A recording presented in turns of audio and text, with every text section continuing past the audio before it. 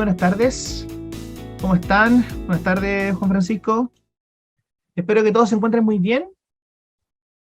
Eh, Desde ya les agradecemos su participación en el seminario de hoy, a todas las personas que están conectadas. Hay algunos más que deberían conectarse durante algunos minutos según la inscripción que tenemos previa al seminario. ¿Ya? Así que le damos la más cordial bienvenida a esta tercera sesión y final de los seminarios de pedagogía crítica en la enseñanza del inglés como lengua extranjera que hemos organizado como Departamento de Inglés de la Universidad Metropolitana de Ciencias de la Educación y también como equipo del diplomado en pedagogía crítica que estamos promocionando y trabajando desde el Departamento de Inglés también. ¿Ya? Em, Estoy viendo inmediatamente em, la sala de espera. Agradecerle desde ya, como les dije, su visita y perdón, su conexión el día de hoy a la reunión. El día de hoy vamos a estar trabajando el tema de descolonización del lenguaje, ¿cierto? De descolonización del inglés como lengua extranjera y nos acompaña el día de hoy el profesor Miguel Farías de la Universidad de Santiago de Chile. Le vamos a dar una pequeña presentación posteriormente. También va a estar con nosotros el profesor Cristian Sánchez de la Universidad Metropolitana de Ciencias de la Educación, parte del equipo del diplomado, y si se puede, y ahí les voy a explicar inmediatamente por qué, va a estar también con nosotros la profesora Anaí Wellman de la Universidad de Buenos Aires. Em, Lamentablemente, o no lamentablemente, pero por motivos profesionales, ¿cierto? Por motivos académicos, la profesora está viajando, está en otro lugar fuera de Buenos Aires, por lo tanto está con problemas de conexión actualmente. Durante el día nos hemos comunicado con ella y nos ha dicho que ha tenido varios problemas de conexión durante el día. De hecho, el profesor Miguel también, de hecho, el profesor Miguel se ha conectado también con una conexión personal porque están fuera de las respectivas ciudades. Por lo tanto, esperemos que la profesora se pueda conectar durante el transcurso del seminario. Si no, bueno, desde ya les ofrecemos nuestras disculpas por la no presencia de la profesora, pero también entendiendo la situación particular que en este caso estaría sucediendo con ella. ¿Ya? Previo a comenzar, previo a comenzar, les agradecemos la visita. He visto varios de ustedes en la asistencia de los seminarios anteriores. Estos tres seminarios que nosotros como equipo, tanto del Departamento de Inglés como del equipo del diplomado, han sido hasta el momento, incluido el día de hoy, un espacio académico muy fructífero, un espacio de discusión política, ideológica y educativa, ¿ya?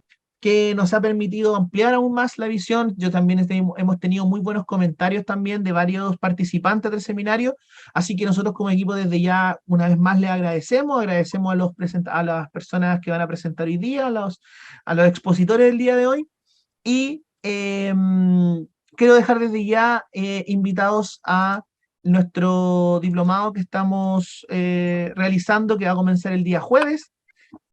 Vamos a realizar algunas actividades también con el diplomado, así que estén dentro bien a la página web de Educación Continua de la universidad. Ahora, en primer lugar, quiero dejar con ustedes denme un segundo que estoy a la vez admitiendo gente a la reunión, al profesor Miguel Farías, que es académico de la Universidad de Santiago de Chile, ya doctor en literatura y lingüística de Catholic University of America en Estados Unidos, también magíster en lingüística aplicada en la Universidad de Chile y profesor de Estado en inglés por la Universidad de Chile. Ya sus investigaciones trabaja en análisis del discurso y además es editor de la revista Árboles y Rizomas. ¿Okay? Profesor Farías, muchas gracias por estar con nosotros y el tiempo es todo suyo. Sí, sí, buenas tardes. Muchas gracias por la invitación a participar en este seminario o webinar. La verdad es que las ideas que voy a exponer son ideas en progreso, que las estoy trabajando, porque el tema de la decolonialidad es un tema relativamente reciente en mi horizonte de investigación. Por lo tanto, estoy como todo campo de investigación, estoy calibrando, evaluando toda la grilla conceptual, ¿no es cierto?, que una nueva propuesta conlleva. Quisiera también decir que espero, como subalterno, espero estar a la altura de los expositores anteriores, a quienes hemos leído, hemos citado en nuestros trabajos, como son eh, Ira Shore, Malva Barahona, Peter McLaren, Michael Apple y otros que participaron. Y un primer punto que quisiera enfatizar es el lugar de la enunciación. En las lecturas de los autores que trabajan el tema de la decolonialidad, uno de los puntos más importantes es desde dónde hablamos, desde dónde escribimos, ¿no? Desde dónde se posiciona nuestra voz cuando tratamos, por ejemplo, el tema de la decolonialidad. Entonces, soy un hombre blanco y todo eso ya, hombre y blanco, tiene toda una carga semántica, porque de partida blanco aplicaba más cuando vivía en Estados Unidos, ¿m? Y por contraste no era negro. ¿M? Sin embargo, luego cuando vinieron las encuestas y los censos en Chile, y había que elegir alguna categoría étnica, ¿no es cierto?, de raza, ahí venía y mi inclinación, mi primera preferencia era, uno de los listados era mapuche. Eh, Sin embargo, en otras latitudes era blanco.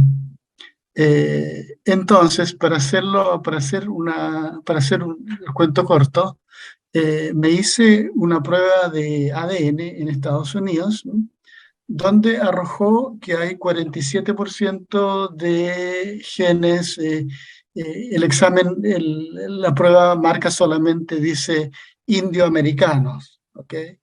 Y el otro 50% es europeo. Eh, y creo que también eso refleja, ¿no es cierto?, el mestizaje de la población chilena que muchos hemos estudiado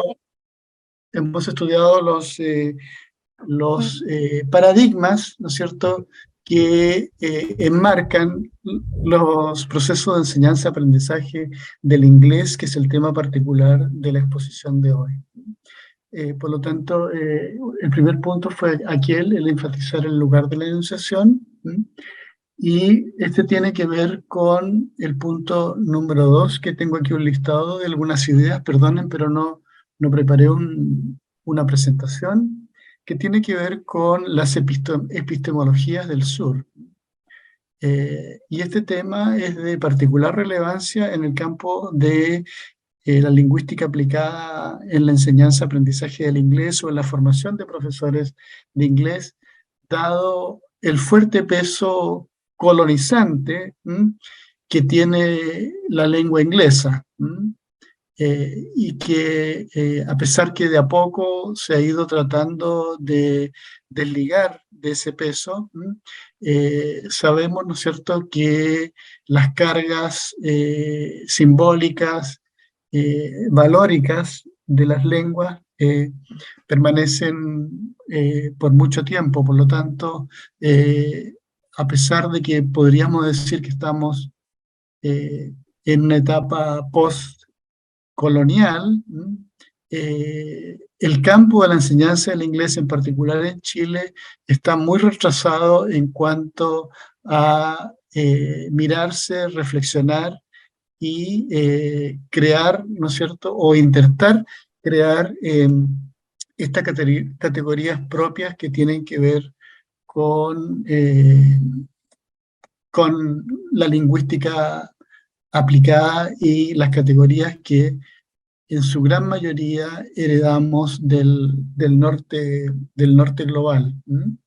Eh, un ejemplo de esto es la reciente transición o no transición, sino que el cambio de los acrónimos con lo que se distingue la enseñanza del inglés, ¿no es cierto? Jugamos allí con muchos acrónimos como ESL, English as a Second Language, EFL, English as a Foreign Language, y una nueva categoría, English as a lingua franca, el inglés como lengua franca, donde parece interesante este cuestionamiento, ¿no es cierto?, que va en conjunto con una serie de otros conceptos, como es el lenguajear, translanguaging, eh, que tiene que ver con la aceptación de las diferencias individuales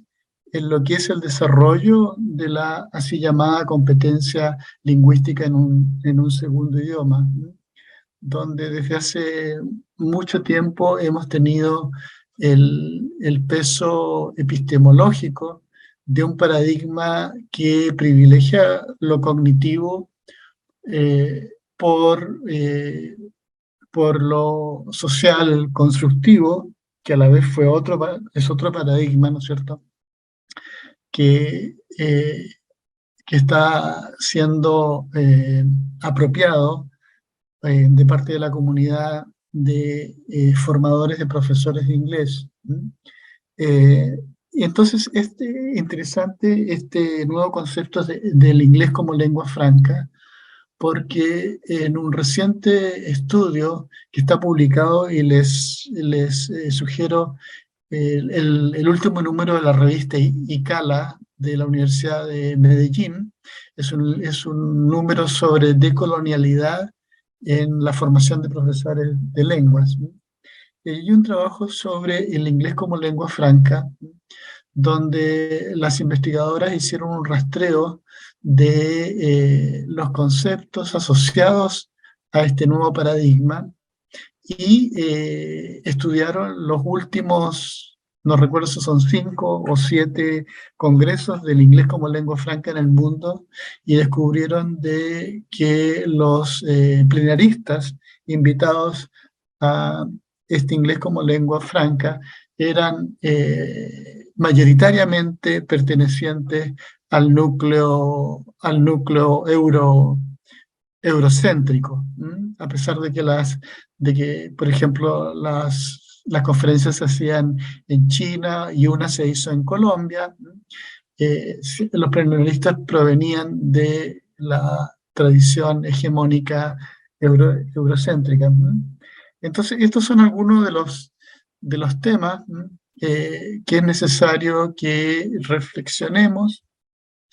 Eh, Primero que identifiquemos, que lo interroguemos y luego interrumpamos, ¿no es cierto?, la fuerza decolonizadora que trae esta trayectoria epistémica, ¿no? Porque esos son 3 de los pasos o de los momentos importantes en la actitud decolonial, que son identificar, interrogar e interrumpir.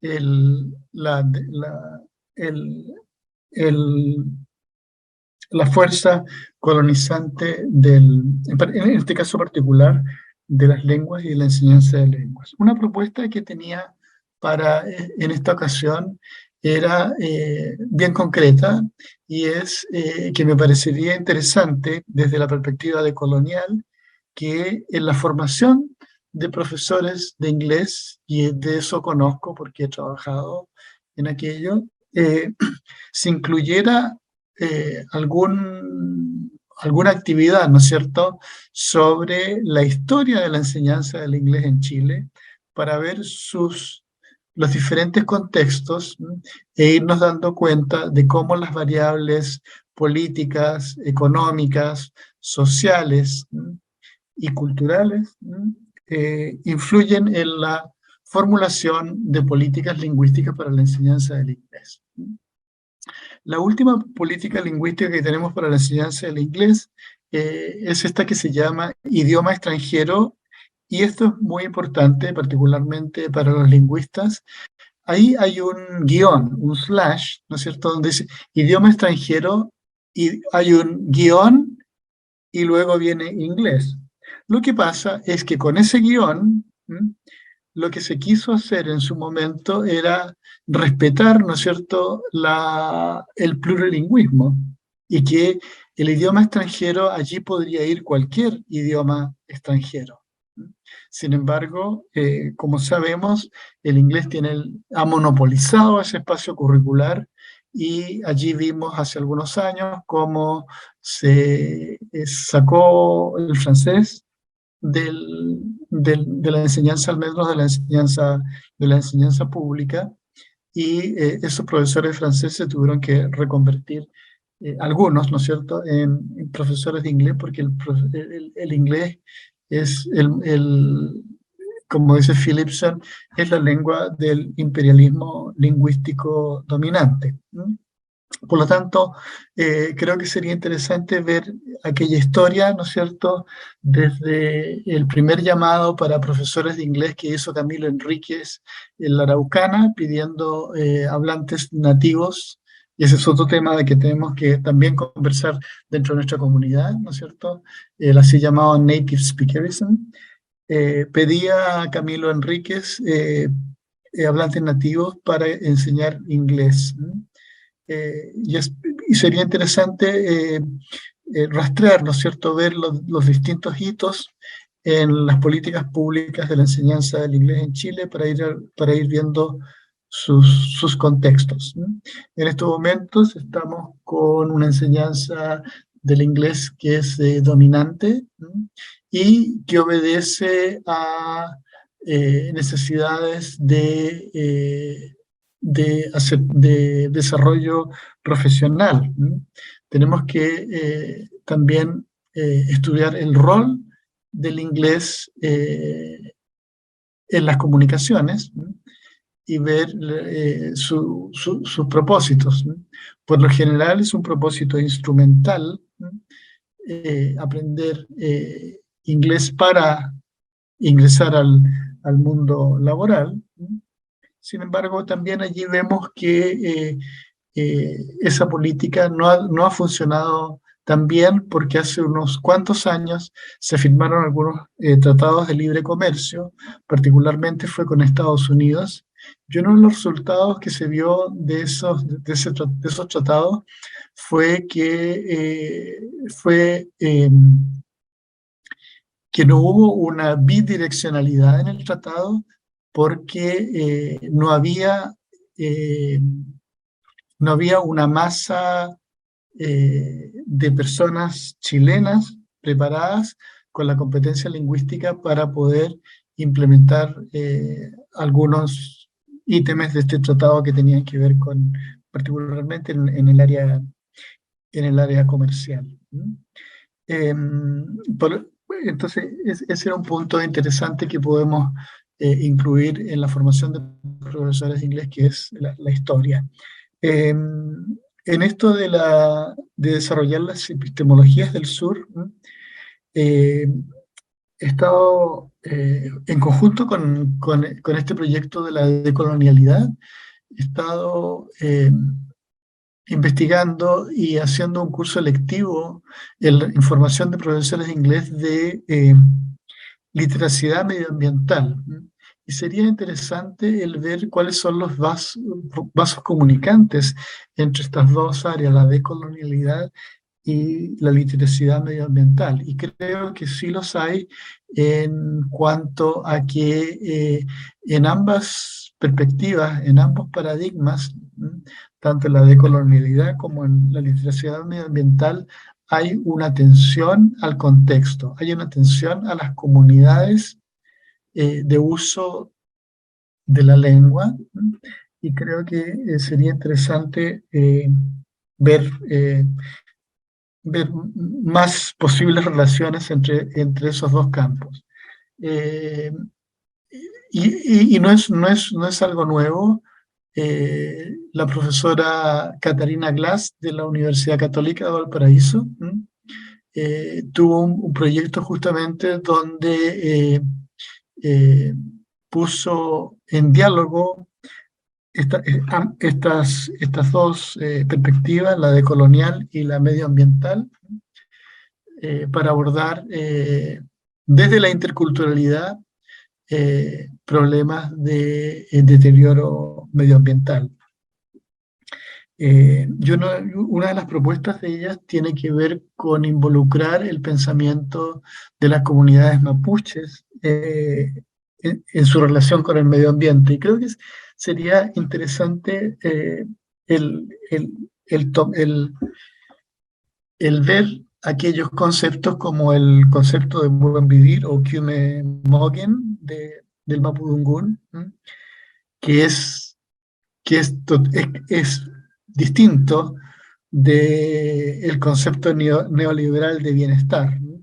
Porque buen vivir en la cosmogonía mapuche, ¿no es cierto? Incluye, por ejemplo, eh, el respeto a la biodiversidad e incluye el, el conocimiento profundo de la lengua. ¿Mm? En, en estas relaciones que se pueden establecer para ir revisando nuestro campo disciplinario, creo que también las ideas del antropoceno podrían servir de, de momentos sinérgicos, ¿m? para, para esta gran perspectiva decolonial que yo creo que también habría que, como dijo uno de los, creo que fue Peter McLaren, que no existía una pedagogía crítica, sino que era pedagogías críticas y que era un concepto paraguas, ¿no es cierto? Creo que también la decolonialidad puede ser un concepto paraguas porque cada uno de nosotros se enfrenta con su propio pasado colonizante a tratar de entender y de implementar esta nueva categoría, ¿m? Que incluye, por supuesto, lo afectivo. ¿M? Eh, Dos puntos y con eso termino. ¿M?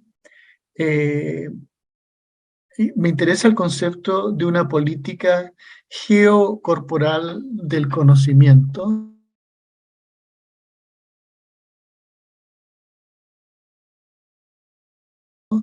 eh, en las comunidades, ¿m? En los contextos geopolíticos particulares. ¿M? No es lo mismo enseñar geográficamente inglés en Arica, Punta Arenas, Valdivia. ¿M? Hay allí distintos contextos, ¿m? Para los cuales es necesario desarrollar una voz en la segunda lengua que sea adecuada, apropiada para el desarrollo personal de la persona que aprende la lengua. Y eso me parece interesante en la perspectiva de colonial, que es posible, ¿no es cierto?, que incluyamos la dimensión afectiva en, en este proceso. Eh, y cuando hablo de la dimensión afectiva, creo que en estos momentos es aún más importante el que reflexionemos sobre aquello por el fuerte impacto que este último tiempo ha tenido en la dimensión socioemocional de nosotros y de nuestros estudiantes. Em, entonces, para tratar son bastantes cosas, pero para tratar de recapitular esto de las epistemologías desde el sur, me parece necesario que particularmente en la formación de profesores de inglés que tiene una fuerte carga colonizante, nos empecemos a preguntar, a reflexionar, a pesar de que ya hay una tradición, es decir, no es nada, no es nada nuevo, es decir, hay una tradición crítica, pero es minoritaria. Hay una tradición crítica, eh, pero de, de una pedagogía crítica, pero que entiende lo crítico a veces como en su sentido cognitivo, como de abstracción, ¿m? Y no de conciencia sociopolítica para la acción. ¿M? Eh, entonces allí tendríamos que buscar cuál, como dice uno de los autores de Coloniales, que no, en este momento no recuerdo, cuál es el ibris del punto cero, es decir, eh, ¿qué, qué entendemos por conocimiento y a partir de qué punto evaluamos, ¿no es cierto?, quiénes pertenecen o no pertenecen a las comunidades comunidades epistemológicas a las que pertenecemos. ¿No?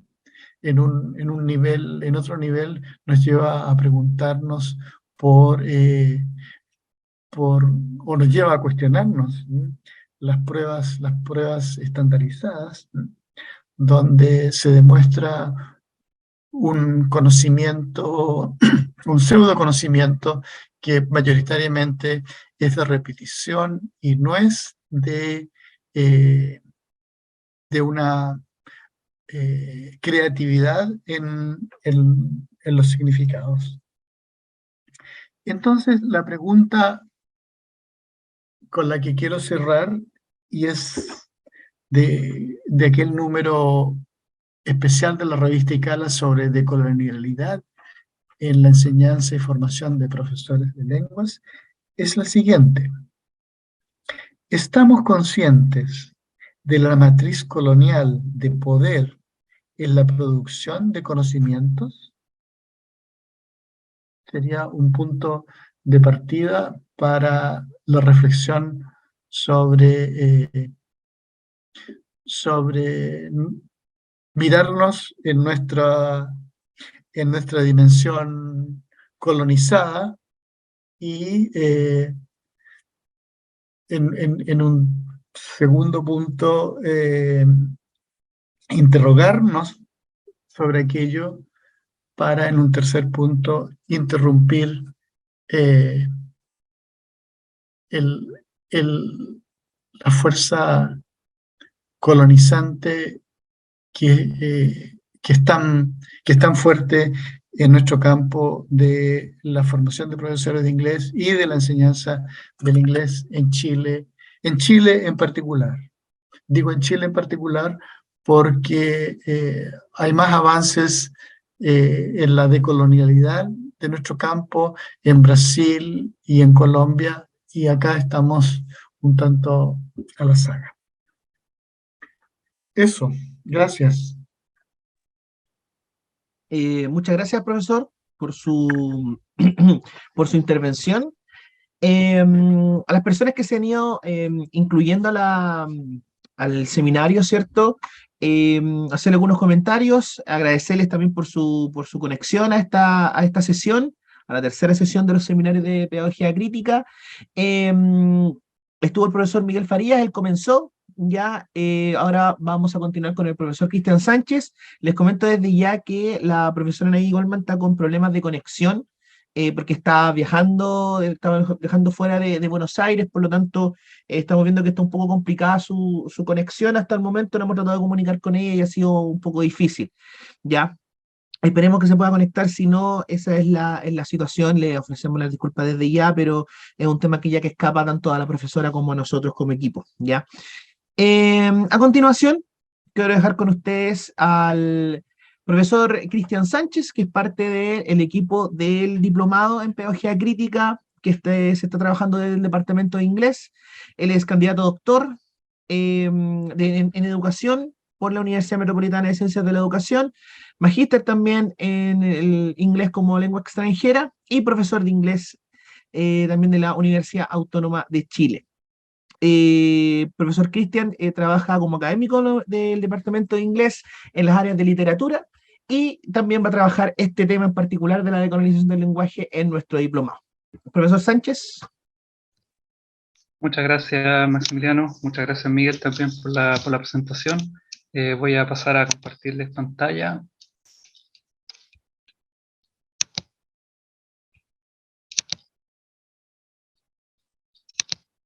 Max, ¿me avisa si se ve? Le confirmo en un minuto. Ahí cargo. Sí, Sí. ahí está. Perfecto. Bueno, muy buenas tardes a todas y a todos.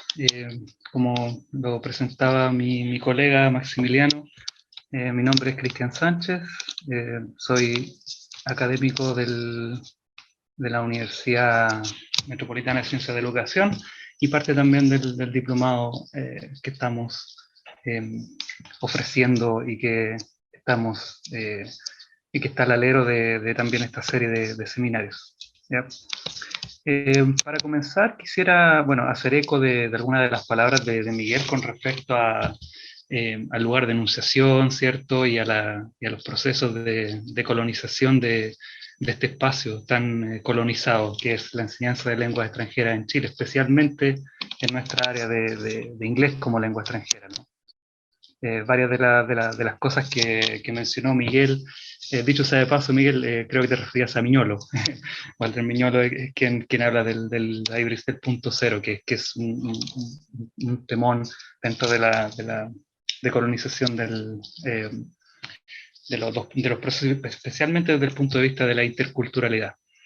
Ya, bueno, dentro del outline de la presentación que traje para ustedes hoy se encuentra, precisamente el lugar de enunciación, la escuela chilena, ¿cierto? Referencia a la escuela chilena, el contexto de nuestra escuela, las referencias conceptuales, brevemente, algunos de los nudos críticos que he identificado en este proceso también de desarrollo investigativo en esta área, que tal como lo decía Miguel, no es nuevo, pero en el área nuestra y en nuestro contexto chileno sí parece ser un campo más bien incipiente. Y por último, las reflexiones finales. Ya, dentro del lugar de enunciación muy parecido, nos encontramos con la presencia de varios elementos, sobre todo pensando en cómo hacer la bajada, ¿no? Desde la política educativa, ¿cierto? El currículum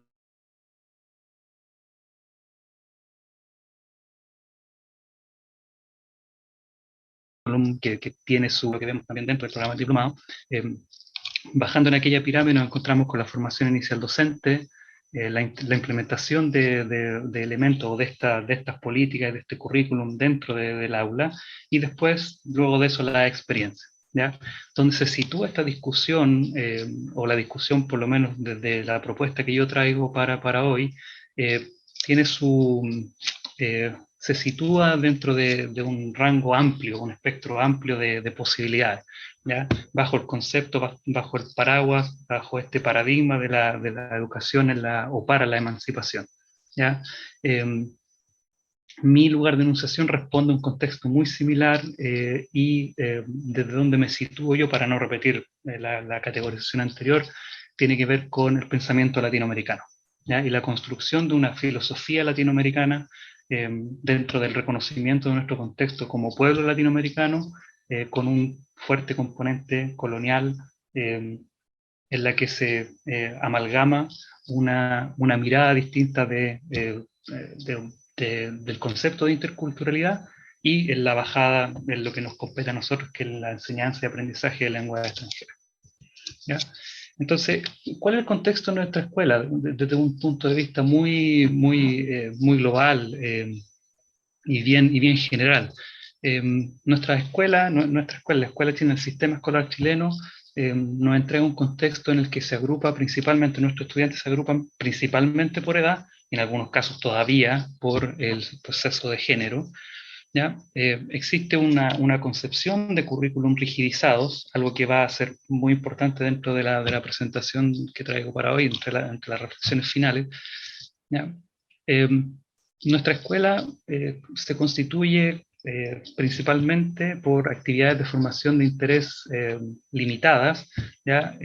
Y lo opuesto a esto son actividades de formación obligatorias, ¿ya? Lo que se conecta con el currículum rigidizado. Hay poca posibilidad para nuestros estudiantes de escoger áreas de formación diversas, ¿ya? Algo muy importante es que nuestras escuelas reproducen jornadas laborales. Hoy en día hay una discusión importante con respecto a cuánto tiempo debiesen nuestros estudiantes, los estudiantes de la escuela, pasar dentro del contexto escolar. eh, eh, Eso con un correlato con el tema eh, de la clase tradicional, ¿no? Más allá de alguna actividad extraprogramática que puedan tener. Y si uno lo mira desde fuera, lo que asemeja es jornadas laborales, ¿sí? Esto ha redundado en dos conceptos que son claves, que son la tecnificación y la estandarización de los saberes y de los aprendizajes, ¿ya? Que tienen un correlato también con la evaluación docente, ¿ya? Nuestros profesores, los profesores de escuela, muchos de ustedes, ¿no? Yo no alcancé a tener evaluación docente, pero se ven enfrentados a un sistema evaluativo constante que tecnifica y que pone un estrés aún mayor al que ya se tiene con respecto a una evaluación eh, que en inglés le decimos high stakes, que tiene una carga de consecuencias muy importante, ¿ya? En términos de los tramos, etc. La estandarización de los saberes se ve reflejada no solo en el área del inglés o de las lenguas extranjeras. Tenemos ejemplos de sobra con el CIMSE, con la PSU, ¿cierto? Eh, y eso tiene un correlato con un concepto que viene después de la estandarización. Cuando eso ocurre de manera constante y frecuente, se habla de la sobreestandarización de los saberes. Y eso es lo que ocurre en nuestro contexto escolar, ¿ya? Y hay un reduccionismo de la labor, o de la labor de la escuela chilena, a la función de ejecutor, ¿ya? Somos ejecutores, nosotros los profesores somos ejecutores de un currículum descontextualizado y rígido, ¿ya? Donde hay poco espacio para la criticidad, para la creatividad, para la propuesta de actividades diversas dentro de la escuela, ¿ya? Porque eso responde al contexto de este currículum rígido. Y una de las consecuencias, no la única, pero una de las consecuencias que es particularmente decidora tiene que ver con los altos niveles de rotación en primeros empleos de los profesores y profesoras, especialmente en contextos vulnerables, ¿ya? Existe un alto nivel de deserción de parte de profesores y profesoras del sistema escolar, pero al mismo tiempo hay una alta rotación, ¿ya? Lo que tiene, por supuesto, una consecuencia de una falta de continuidad en los aprendizajes, bueno, y los procesos en general. Se ha priorizado entonces la educación basada en la estandarización, y precisamente el concepto de estandarización lo que hace, y el concepto, especialmente volviendo atrás, de sobreestandarización, lo que hace es dejar de lado conceptos como la igualdad en su espectro más amplio, ¿ya? O, bueno, después vamos a hablar de diversidad, ¿cierto? Diversidad de saberes, pero la estandarización o la sobreestandarización efectivamente tiene esta consecuencia, que es no atender efectivamente a la diferencia, ¿ya? Que sabemos que hay distintos procesos de aprendizaje, distintos ritmos de aprendizaje. La estandarización entonces, o la sobreestandarización, en cuya categoría está el CIMSS, la PSU, las pruebas estandarizadas de inglés, que nosotros estamos muy familiarizados con aquello, lo que hacen es efectivamente lo contrario. Ejemplos de propuestas que han tendido a lo contrario, o más bien declaraciones, ¿no? Dentro de lo que yo estoy estudiando está el estudio respecto de qué es lo que se declara, ¿sí? Lo oficial, qué es lo que se declara versus qué es lo que se practica, cómo ocurre aquella declaración en la bajada, en la experiencia docente, ¿ya? Hay dos ejemplos que traje aquí, hay muchos más, pero traje dos hoy por temas de tiempo. Uno es el plan de estudios para tercero y cuarto medio, ¿ya? En el que el Mineduc ha realizado una propuesta de incorporación de flexibilidad, ¿sí? De flexibilidad curricular. ¿ya? Y ese es un principio fundante de dicha propuesta, de dicho documento oficial. ¿Ya? El segundo son las bases curriculares desde primero a sexto básico, en su apartado de orientaciones, que hace especial énfasis en la atención a la diversidad y se alude explícitamente a la realidad multicultural del aula escolar. ¿Ya? Estas son dos intenciones, declaraciones de intenciones que vamos a ver en la siguiente lámina, el resultado o la bajada a la práctica, cómo se ha llevado a cabo dicha bajada. ¿Ya? La flexibilidad curricular propuesta, ¿cierto?, en dichos documentos, depende fuertemente de las posibilidades de implementación que tengan las escuelas. ¿Ya? Entonces va a depender de las posibilidades, de los recursos que tenga una escuela en particular, la posibilidad que va a tener efectivamente de hacer uso de esta flexibilidad curricular. ¿Ya? Entonces, hecha o declarada la intención de flexibilidad curricular, después las escuelas, los contextos escolares son quienes se hacen cargo con sus propios recursos, y sabemos las diferencias que hay en aquello, de su implementación. Ya la propuesta de bases curriculares de primero a sexto básico enfatiza más bien un enfoque monocultural en el cual las distintas culturas existentes en el contexto escolar están son más bien satelitales y más bien tributan a la cultura hegemónica dentro del contexto escolar. El conjunto de actividades, entonces, que aluden a la diversidad, revela aspectos visibles de la cultura, pero bajo la premisa de la valoración de ellas con un énfasis solo en las diferencias culturales superficiales. Dentro de la conceptualización tenemos que sí o sí poner atención al pensamiento eurocéntrico, ¿ya? Que está fuertemente presente en nuestro estudio de la lengua extranjera, del inglés como lengua extranjera. ¿Ya? En algunos de los trabajos en este pensamiento latinoamericano, en esta visión distinta de apropiación cultural respecto de nuestra herencia colonial, hay distintos intentos por traer este matiz al centro de la atención del estudio y del desarrollo del pensamiento. ¿Ya? Por ejemplo, Lepi y Carrión hacen referencia a este debate, ¿no? de Ginés de Sepúlveda y Bartolomé de las Casas, que en el fondo definen de alguna forma, desde el pensamiento europeo, español en este caso, nuestra herencia colonial, ¿sí? Nuestra identidad como colonia y posteriormente nuestra herencia colonial. ¿Ya? Y en el que se necesita iluminar, ilustrar y civilizar al bárbaro. ¿Ya? Al bárbaro, nosotros sabemos de dónde viene esa palabra, está muy ligada al lenguaje, en la que los griegos no podían entender a los distintos lenguajes, por lo tanto eran todos bárbaros, todos producían el mismo sonido, ¿no? Dentro de otros estudios, por ejemplo el de Horkenberg y Adorno, hablan de la ilustración como referente moderno, ¿no? Eurocéntrico.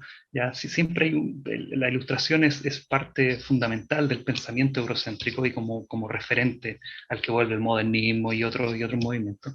¿Ya? Y ellos hablan de la ilustración que oscurece. ¿Ya?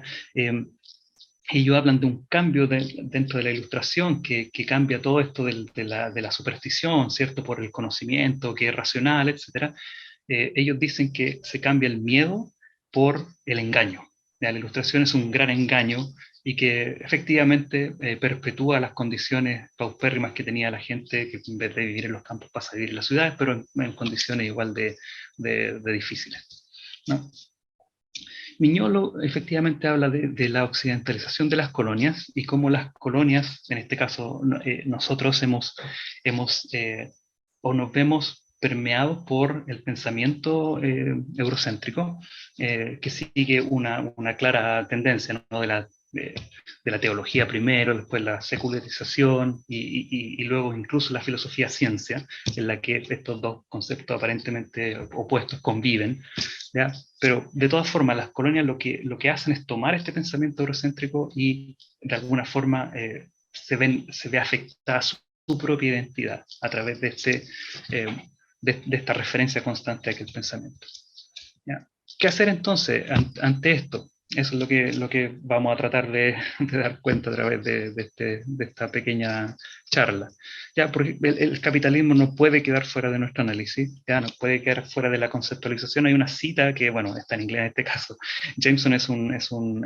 Frederick Jameson es un pensador, un filósofo norteamericano de la tradición marxista, ¿cierto? Y él habla de la imposibilidad de que el capitalismo es un reconocimiento de cuán difícil es deshacerse del capitalismo, ya del capitalismo tardío, en este caso es su versión neoliberal.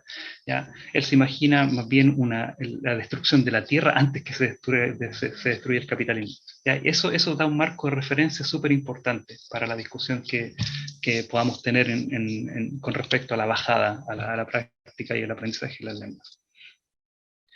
Ya, dentro de la conceptualización tenemos también la identidad. ¿Sí? La identidad es reconocida como un proceso constante y un concepto emancipador ulterior. Stuart Hall lo propone. ¿Ya? Y en el ámbito de la lengua, ya bajando al tema de las lenguas, la identidad se manifiesta en términos de las competencias de la lengua del contexto, aunque se agrega a esta dimensión de construcción de identidad la adaptación efectiva en el entorno social. Lo que ocurre aquí es que la identidad no es solamente un proceso individual, lo es, hablando del proceso cognitivo, de desarrollo individual en el aprendizaje de una lengua, pero también es una adaptación efectiva al entorno y en el entorno social, ¿ya? Lo que le agrega la dimensión colectiva. Entonces, el nudo crítico que tenemos es, dentro de un resumen, ¿no?, de lo que he expuesto hasta el minuto, que tenemos en el centro la modernidad, el posmodernismo y este pensamiento eurocéntrico al que hacíamos referencia, ¿ya? Después tenemos todo lo que tiene que ver con la subalternidad, con la periferia, ¿sí? Lo colonial, Latinoamérica, África, el Caribe, orientalismos, ya una gran categorización de lo que es la periferia. Y en esta propuesta que estamos estudiando y que estamos exponiendo hoy en día, existe un concepto que es dentro de la colonialidad del concepto de nuestra América, es la apropiación de un pensamiento propio, reconociendo que tenemos una herencia colonial, pero que también dentro de nuestros propios contextos tenemos tantos pensamientos como sean reconocibles. ¿Ya? Esta amalgama de estas dos visiones, de estos mundos en las que interactúan, es lo que puede generar una visión distinta. No es olvidar nuestra herencia colonial, que es un concepto súper interesante. Y en esto, la filosofía intercultural propuesta por Fournet de Tancourt, de alguna forma resume lo que estamos conversando con 4 aspectos fundamentales, que son los siguientes. Una filosofía intercultural latinoamericana debiese, sí o sí, transmitir sin reduccionismo la pluralidad filosófica. Esto es, la incorporación de todas las voces dentro de un contexto intercultural. Asimismo, es una filosofía comprometida, es una filosofía política, ¿ya? Asume una posición política importante porque al ser comprometida, efectivamente incorpora los componentes políticos de aquel contexto situado en el que se desarrolla. Incorpora el concepto de interculturalidad y la alteridad de diversidades, por supuesto. Y por último, es un reto histórico a escala mundial. Ya incorpora las voces no solo de Latinoamérica, sino que se hace presente en las voces de otros contextos coloniales. Ya hablamos del orientalismo, hablamos de lugares comunes también como el Caribe, etc. Dentro de las reflexiones finales, entonces, tenemos que el desorden no es el opuesto del orden, sino más bien una forma de problematizar la hegemonía del orden. Aquí ya vienen algunas propuestas de qué hacer en torno a la enseñanza, al aprendizaje del inglés como lengua extranjera, ¿ya? Morán dice que la desestabilización de las estructuras no es posible, o sin esta desestabilización no es posible la construcción de nuevas, por lo que sin desorden no hay avance, ¿ya? Entonces, para nosotros, en esta pirámide que presentamos al principio, el tema de las políticas educativas, remecer las políticas educativas que tenemos hoy en día, es fundamental a la hora de hacer nuevas propuestas que respondan a un contexto intercultural en el que el inglés no sea la lengua exclusiva. ¿Sí? Carlos Clear entiende la aceptación como el lado negativo del concepto de diversidad, ¿ya? Dentro de su rechazo a la normalidad. Entonces, lo que se sugiere aquí es aceptar la anormalidad, ya en conexión con lo anterior. Es el remecimiento, es cómo se remece lo establecido para efectivamente hacer un cambio. Muchas personas me han preguntado, dentro del mismo contexto en el que estamos, ¿no? ¿Cómo cambiar, cómo introducir estos conceptos? En la búsqueda del tip, ¿no? Y sin el remecimiento de la estructura, todo lo demás parece ser accesorio, parece ser solo un maquillaje. Ya, sin la remoción de la estructura, que es un proceso mucho más difícil y mucho más a largo plazo y de largo aliento, pero qué mejor momento histórico que este, ¿no? Digamos, es muy difícil poder producir cambios profundos. ¿Ya? Catherine Walsh conceptualiza la interculturalidad como un campo realidad en construcción. Y este concepto es muy decidor y muy bonito, que es una utopía, pero al mismo tiempo es necesaria de perseguir. ¿Ya? En el campo de las lenguas extranjeras, entonces, el aprendizaje se declara como un acto de construcción, de acercamiento cultural, ¿ya? En cuyo escenario la lengua es parte consustancial de las comunidades en que se produce y representa acuerdos sociales que responden a sus contextos propios, ¿ya?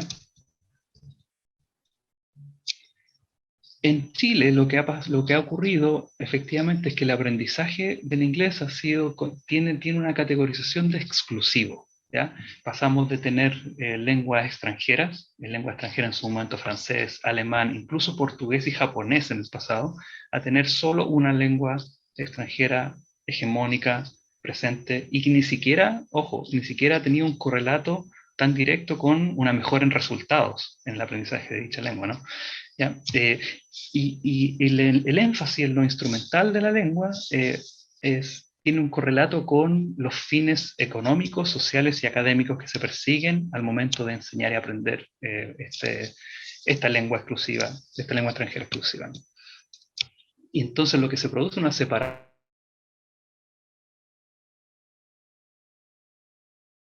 entre el dominio de la lengua por enseñar y que se aprenda una lengua para estos fines, se olvida el elemento consustancial que declaramos que es inseparable de la lengua. Lo instrumental, lo sociocultural, de alguna forma no coexisten en la gran mayoría de los casos. Las intenciones de ser un país plurilingüe, que lo declaramos en los documentos oficiales multicultural y diverso, se contraponen de inmediato al concepto de estándar y sobre todo al concepto de lengua exclusiva, ¿sí?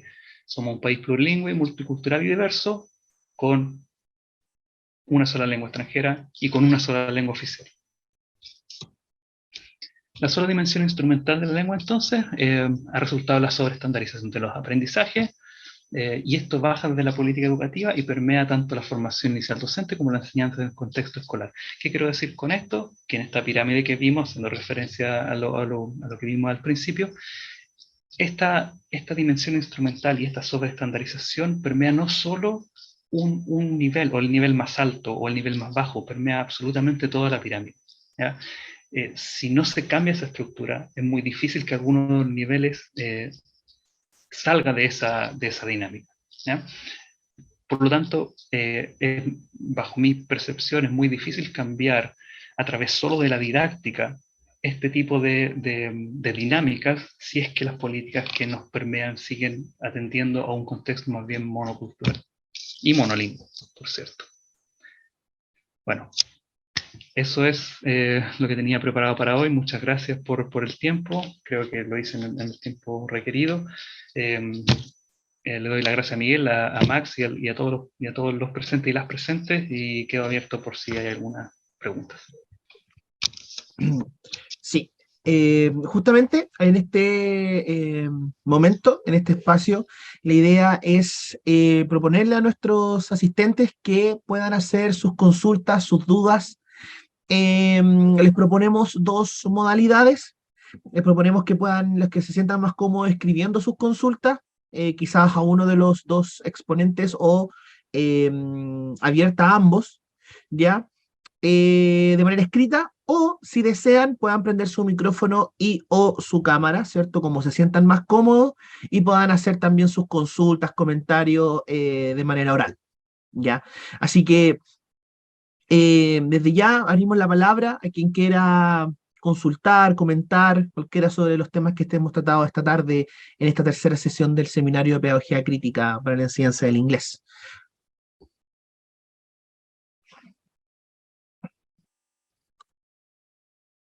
Vamos a dar un segundito, si alguien quiere...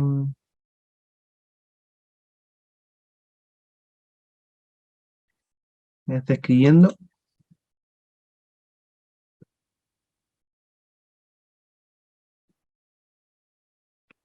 Sí, si nadie está interesado en hacer quizá alguna pregunta ahora, quizás hacer un comentario como de cierre, le daremos el espacio a los exponentes. A Miguel, si quiere... Acá me levantaron la mano. ¿Ana Carla? Sí, hola. Bueno, primero saludar a todos y agradecer igual el espacio.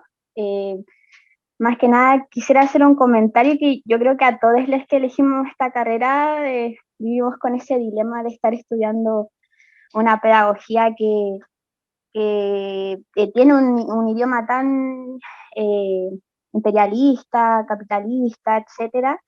Y bueno, yo al final me convencí de que mi idea de ser profe de inglés es combatir esa brecha que existe entre, esa gran brecha que existe entre un estudiante que está en un colegio privado versus un colegio público.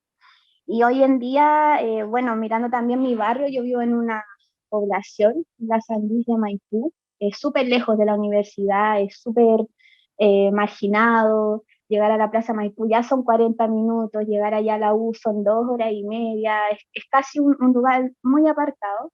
Y siempre que voy al consultorio me preguntan qué estoy estudiando, porque como soy mamá de 2 bebés, siempre preguntan tu contexto socioeconómico.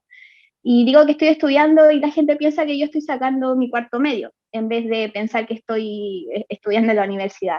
Entonces, vivo con esa realidad a menudo y siempre me pregunto, o sea, ¿cómo podemos en realidad cortar esa brecha? ¿Cómo podemos colaborar? No sé si es una pregunta que no tiene respuesta, quizás Miguel y Cristian podrían darnos como alguna pincelada a las almas que estamos recién empezando este camino, porque igual es súper como decepcionante darse cuenta de que quizás no hay mucho que podamos hacer, no lo sé, yo he vivido tantas decepciones de este sistema que al final mis bebés hacen que yo me motive cada día, pero al final de eso es como cómo podemos contribuir también desde nuestras realidades a que el inglés sea un idioma accesible y al final al ser el idioma en el que la gente se puede comunicar, la gente de muchos países se puede comunicar, eh, al ser una lengua franca es importante que esté al alcance de las personas más vulnerables, pues, pero eso, ¿cómo podemos aportar a eso? Y gracias también por el espacio. Ya. ¿Les parece entonces dejamos a los exponentes y después vamos con Andrés y Mauricio, ¿ya? Para que puedan responder quizá lo que nos comentaba Ana Carla. Es un muy buen punto el que hace Ana Carla, y es una pregunta que yo también me hacía y me sigo haciendo cuando se introducen estas perspectivas críticas con respecto a la enseñanza del inglés, ¿m? Porque justamente te lleva a cuestionar, ¿no es cierto?, los supuestos heredados con respecto a lo beneficioso que puede hacer el aprendizaje del inglés, ¿no? Pero también tiene el lado positivo, es que esa reflexión es una reflexión productiva, ¿no? Porque al cuestionar el concepto mismo de enseñanza del inglés, ¿no? eh, se puede encontrar el sentido, ¿no?, en las comunidades mismas, en el conocimiento de las comunidades mismas y en el desarrollo de una voz alternativa, ¿no?, que te permite, que te permite expresar otros significados que no es posible en la lengua materna. Eh, Mira, interesante el tema que dices sobre el inglés como lengua capitalista. Eh, y dos casos, el caso de India y el caso de Cuba.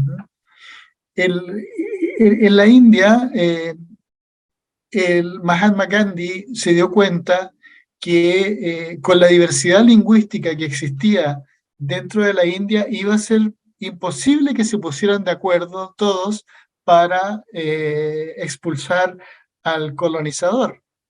Entonces, lo que vio es que la lengua del colonizador les ayudó a descolonizarse, porque fue justamente a través del medio común del inglés como lengua franca que pudieron organizarse para poder sacar a los británicos de la India. Bueno, no completamente porque quedó todos los rastros coloniales, pero ahí hay un ejemplo del beneficio, ¿no es cierto?, político del aprendizaje del inglés, y el otro es Cuba, donde en los tiempos más fuertes del comunismo en Cuba, el inglés seguía siendo la lengua que los cubanos aprendían para conectarse con el mundo. Compitió un tiempo con el ruso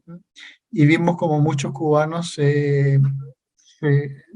estudiaron y se graduaron en Rusia, y hubo un fuerte incremento de clases de ruso en Cuba, pero la lengua hegemónica dominante, que fue el inglés, siguió su auge, y cuando llegó Internet le sirvió a los cubanos para poder conectarse con el mundo. Pero buena tu pregunta, también yo me la hago, Ana Carla, eh, y a veces nosotros como profesores generalmente damos respuestas, respuestas fáciles, pero para esa pregunta la respuesta no es fácil. Sí, yo solo quisiera agregar, Ana Carla, que estás haciendo suficiente. Estás siendo una educadora. Nuestra disciplina lleva consigo aquella carga social, y, y la conciencia social respecto de tu propio contexto, de tu propia comunidad, creo que es súper importante. ¿Sí? Muchas veces es demasiado. Sí, es demasiado ver los contextos, ver las poblaciones, ver lo que está ocurriendo en el sistema de salud, en el sistema mismo educativo nuestro, etcétera. Pero desde nuestro lugar, desde nuestra disciplina, desde nuestro quehacer, eh, siento bueno, y de hecho por aquello aquella es la razón por la que hacemos lo que hacemos, ¿no?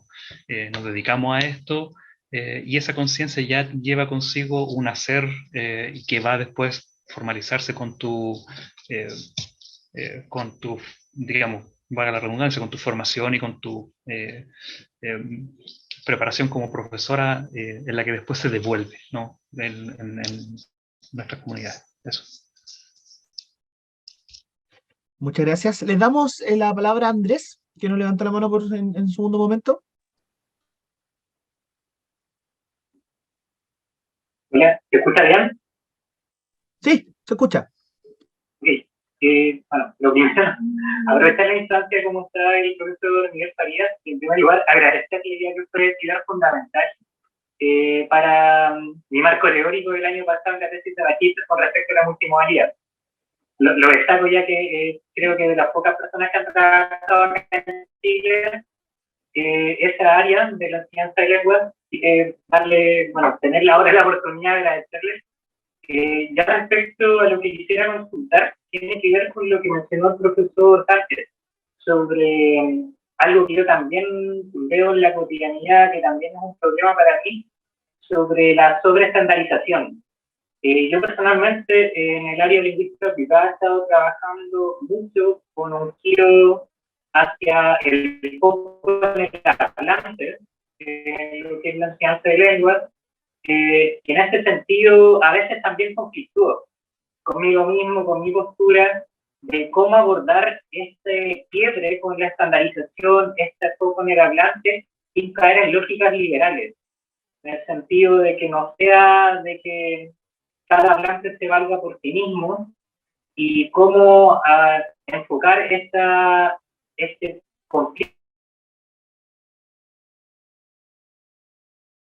para ese enfoque crítico que queremos desarrollar, en el sentido de que si un hablante, digámoslo, desde la mirada estandarizada, estaría desaventajado, cómo conciliar estas ideas de validar su forma de hablar, pero al mismo tiempo no dejar de lado y no hacernos los ciegos con que hay solamente ciertas formas de inglés que son favorecidas o que son válidas, digámoslo, para el resto de la gente o para el orden capitalista del que estamos hablando.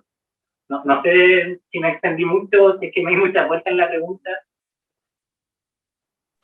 No, está tranquilo, Andrés. Muchas gracias. Está bien, Andrés, sí, sí. Yo creo que se han dado pasos, ¿no? Desde la mirada disciplinar, ¿no?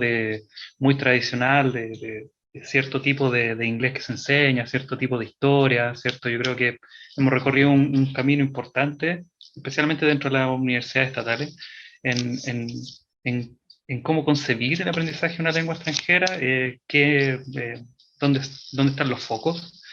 Y sobre la estandarización, yo creo que hay modelos de evaluación y de seguimiento, de monitoreo de la progresión de nuestros estudiantes que son muy interesantes, ¿no? Los mismos mapas de progreso fueron una experiencia que la verdad que falló efectivamente, pero falló por un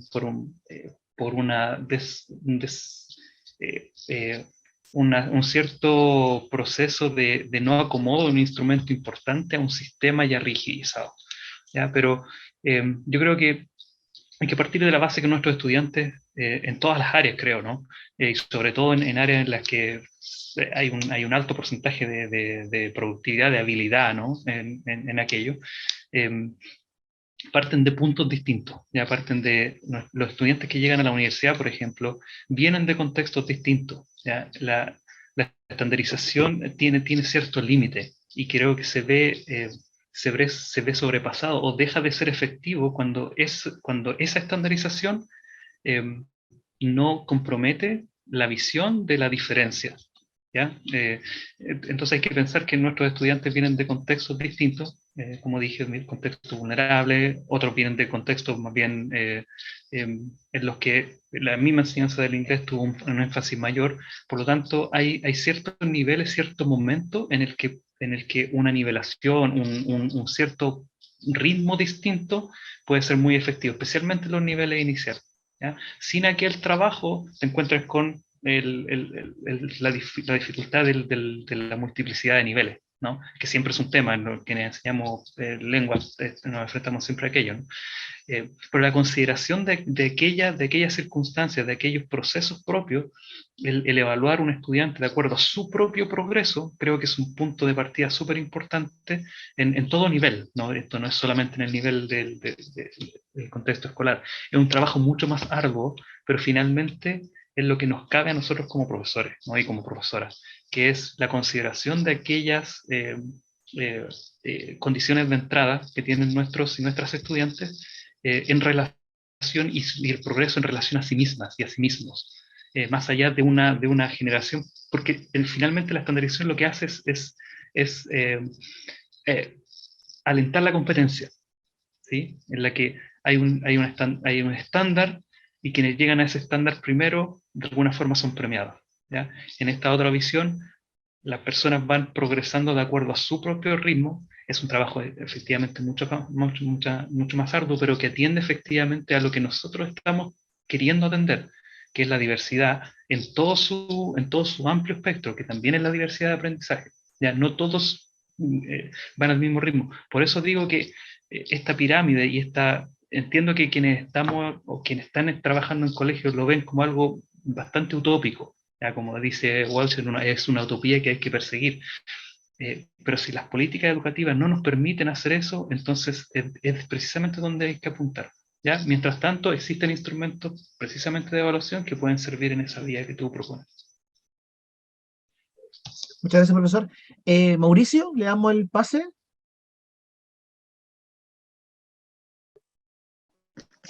Hola, ¿qué tal? ¿Se escucha? Sí, Mauricio, se escucha. Bueno, también ahí compartiendo las palabras de los compañeros que habían estado hablando hace un instante, agradeciendo la información que nos entregan, parte de sus reflexiones, ya que también de alguna forma remueve bastante lo que tal vez venimos algunas personas trabajando en la área educativa. Me toma bastante justamente lo que es la decolonialidad al trabajar en un contexto llamado vulnerable. Bueno, en realidad no son vulnerables, son vulnerados. Justamente tengo un ejemplo de trabajar en la comuna de Pedro Aguirre Cerda, donde la población, en este caso extranjera, ha ido en aumento durante los años. Y si bien ha ido en aumento durante los años, tampoco se han llevado, digamos, grandes cambios en materia de trabajo con esas comunidades para incorporar justamente su cultura dentro de la nuestra. Me pasaba mucho al pensar ahora en este festejo de fiestas patrias, cómo justamente íbamos a incorporar esas nuevas culturas dentro de este festejo, y también para que las familias siento que viven en este contexto lo incorporen y lo entiendan de esa forma. Ahora bien, bastante lo que habían preguntado anteriormente respondía un poco las dudas que yo tenía, pero en ese sentido me gustaría más que nada hacerle o pedirle a ustedes como que qué tipo de ejemplos de experiencia descolonizante de alguna forma removieron sus conciencias para impartir el conocimiento. Muchas gracias, Mauricio. No sé, ¿alguno de los dos profesores que quiera comentar? Sí, quisiera antes comentar a la persona anterior que habló de multimodalidad para tratar de hacer un enganche con la sobreestandarización. Las políticas lingüísticas son muchas veces saludo a la bandera, y por eso en castellano tenemos la palabra política, y en inglés tenemos la palabra policy and politics, que son dos cosas distintas. ¿Mm? Entonces, policy es más, perdura más en el tiempo que politics. Y lo vemos acá en nuestro propio campo disciplinar. Cuando llegado los cambios de gobiernos, cambia la persona que está a cargo del puesto curricular allí donde está el inglés abre puerta, que se preocupan de esta bajada, como dice Cristian, hacia el aula, de lo que son las políticas lingüísticas. Y en una utopía posible, se me ocurre que habría que integrar otras dimensiones en las que se hace significado que no son lo meramente lingüístico, porque la sobreestandarización está basada en un énfasis en lo logocéntrico. Por lo tanto, allí otras formas de comunicar significados como los gestos, la visualidad, ¿no es cierto? La multimodalidad no corren. Entonces, una cosa concreta sería el ver la posibilidad de hacer alguna medición, ¿no es cierto?, por vía video, donde se vea cómo se crean los significados en inglés, no solamente a través del código lingüístico, sino que de otros códigos. Volviendo a lo de los saludos a la bandera, acuérdense que por mucho tiempo también estuvo las posibilidades de la autoevaluación y de la coevaluación. Pero también, como decía Cristian, aquello, igual como con los mapas de aprendizaje, no prendió, porque hay un desfase en, en, en la bajada de las grillas conceptuales que reflejan cierta filosofía al aula, y ahí se pierden. Eh, y creo que habría que rescatar la autonomía del profesor para hacerse cargo de sus propios procesos de evaluación de sus estudiantes. Sí, yo quisiera agregar bueno, respondiendo un poco a la pregunta de Mauricio, ¿no? Yo también ahí hago eco de una de cómo hay ciertas comunidades, Mauricio, que se han apropiado de su propia generación de currículum, ¿ya? Hay una cierta flexibilidad para crear currículums propios, ¿ya? Que respondan al territorio en el cual las comunidades educativas se encuentran establecidas. Es una flexibilidad que es muy insuficiente, por supuesto, lo sabemos.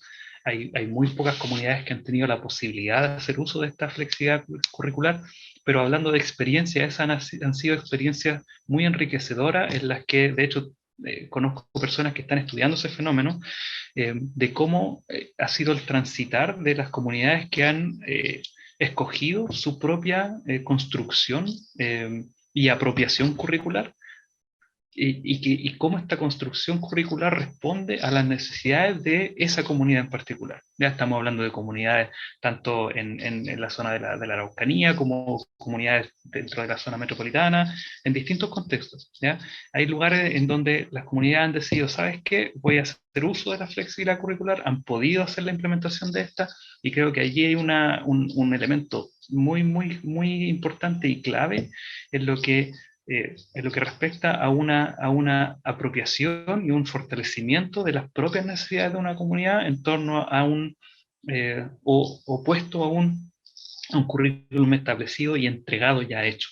¿Ya? Y creo que eso es una forma también de colonización es un proceso en el cual se descoloniza y se fortalece la territorialización de los aprendizajes y de los saberes. ¿Ya? Y creo que eso es un ejemplo súper relevante y concreto que pudiese ayudar a mirar en el futuro un camino que nos indique algunos puntos en cómo hacer las cosas de aquí en adelante.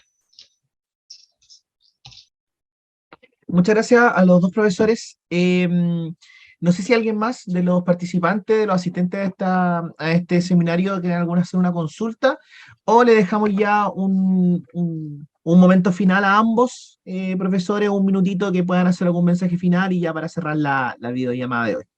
¿Ya? No sé si el profesor Miguel quiere comenzar y cerrar con 1 o 2 minutitos de alguna reflexión final.